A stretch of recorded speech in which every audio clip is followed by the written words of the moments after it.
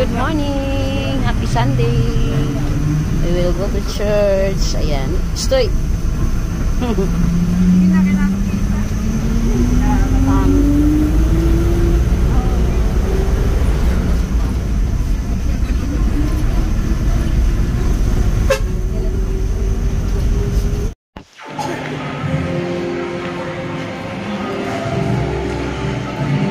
Hey, nanay.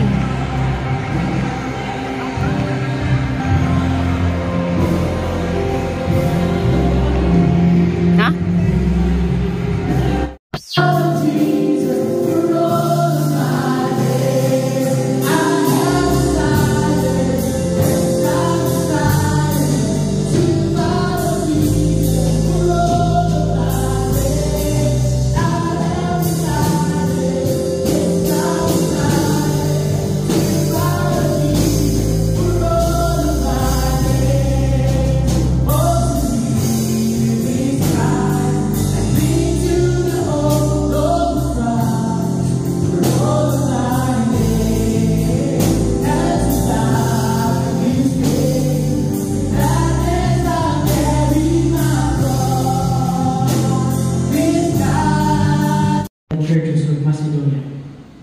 For in a severe test of affliction, their abundance of joy and their extreme poverty have overflowed in a wealth of generosity on their part.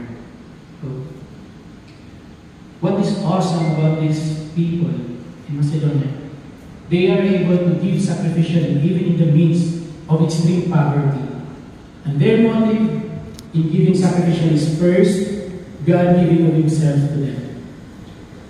Also, this passage, it means that generosity is not dependent on our capacity to give, but it is still the grace of God that enables us to give generously.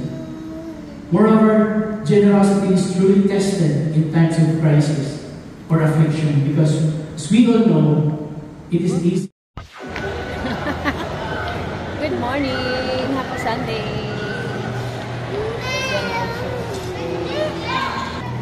Bata! Bata!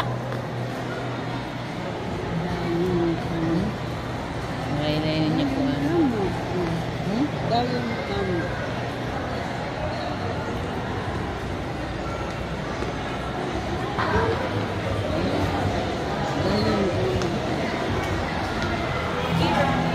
Ano hindi kanang-kanan dito?